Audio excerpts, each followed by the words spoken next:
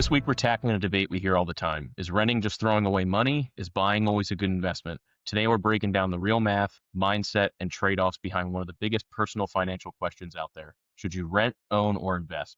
The answer might surprise you. As always, I'm your host, Ryan Mannon. Let's go ahead and bring in our panel, Bob, Adam, Sean, and Tyler. This week, we're doing things a little bit differently. We're going to break our panel up into teams. Bob and Sean are going to be on team rent, and Tyler and Adam are going to be on team own, and we'll see who comes out on top. So, Sean, if you want to go ahead and kick us off with team rent. Yeah, so there's two things people lie about in life, and that is how much money they make and how good their kid is at soccer. And oftentimes, when it comes to owning a house, people lie about it. They bought the house for 200, they sell it for 300, and they say I made $100,000. And I always say, did you? Because they got to pay the 6% realtor fee, the 1% in transfer taxes, 1% loan origination fee. They put mulch on the yard every year that costs $1,000. They put a new roof on, a new kitchen. And I say, did you actually make any money? So people always get distorted about how much money they make on their house. And for that reason, I say, I'll be on team rent to say, you know what, you're going to lose less money by renting it and have a fixed cost that you know about.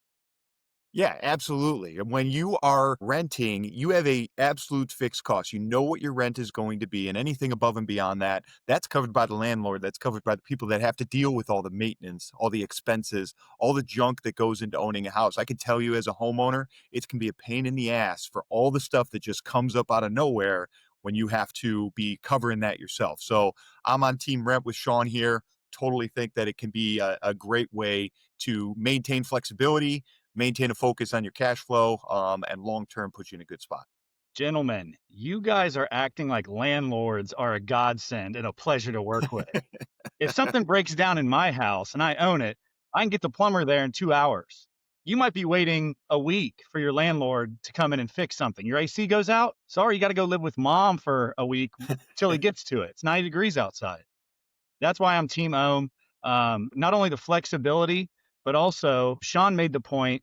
Yeah, you have all these costs, but you can look at a home as a forced savings vehicle. There's a reason why real estate has made the most millionaires throughout history. A big argument. You want to jump in, Bob? Go ahead. Well, yeah, well, that depends on the timeline too, right? Like even if you're moving from house to house over a 3, 5, 7 year period, you're not making any money off of that house because basically the payments have almost gone all to interest, right? So now, yeah, listen, if you're going to own the house, you're going to be there for the next 35 plus years. Totally get it. But, we're talking shorter time horizons. People need the flexibility. Team rent is the way to go. Yeah, I think I agree with you on that point. You got to have a long-term vision on owning a home. To Sean's point, realtor fees will eat you up if you're selling a house every 3 years. But, another big point is, another argument of the renter crowd. So your team renter today is, well, what if you just rent and you invest the rest, instead of all that stuff you're putting back into the house you own, fixing it up. The thing is, 99% of people don't do that. You have to be super disciplined. And unfortunately, the general public is usually not. To be honest with you, I think Nora is going to be the deciding factor here because it's 2 versus 2. Nora came in.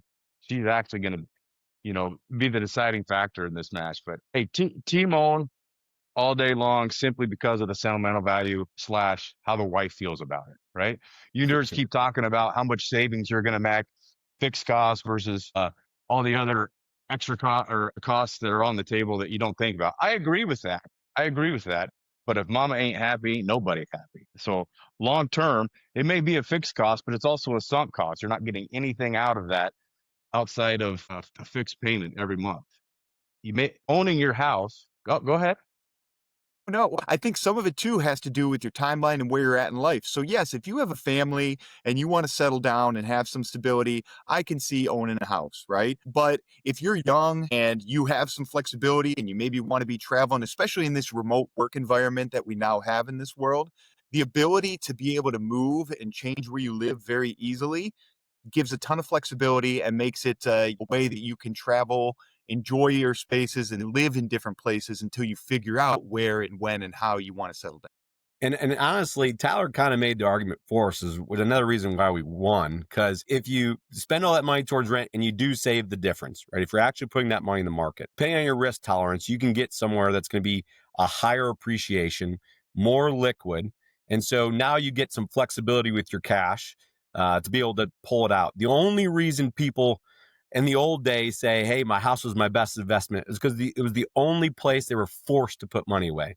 If you pay yourself first and you start investing that money first, you're going to be much happier with the results of a portfolio growing rather than real estate, which typically grows around the 4 to 5% range. So thanks, Tyler, for the win.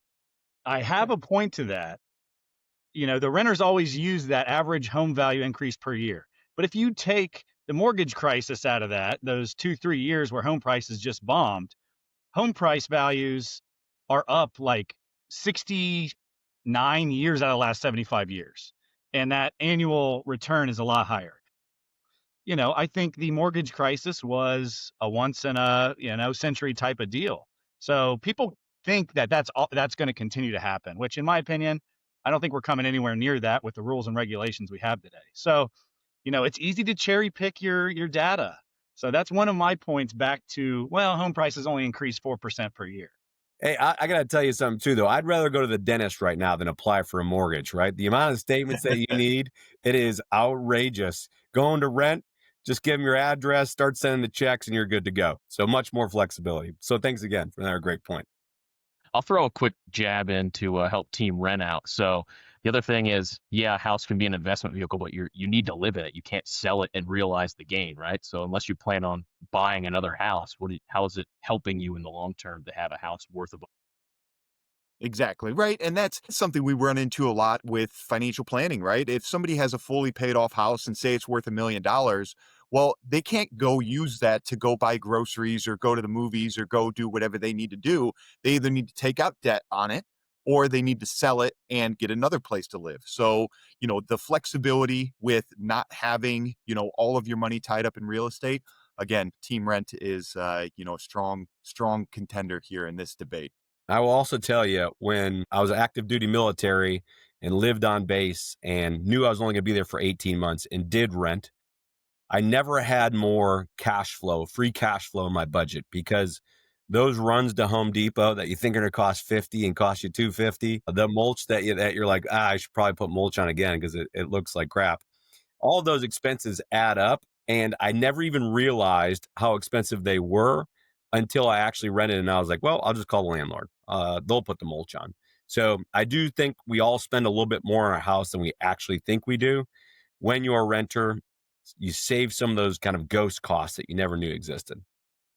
Yeah, and I agree there. But to Adam's point, you can't really make it your own, right? Like if you're renting, if you're an apartment complex, you have a million next door neighbors. If you're renting a home and you want to change the front door color or, hang something on the outside or plant a new bush, you got to check in with the big Call the landlord. landlord. Yeah, call daddy because you can't make a decision on your house. So I don't know. I don't know. Adam's still got a landlord. It's just his wife. That's a great point. That's the you can best get a point hold of of the her a little quicker, I show. hope. And that's exactly why I own a home and I don't rent is because I was the gonna say, landlord wife is very powerful.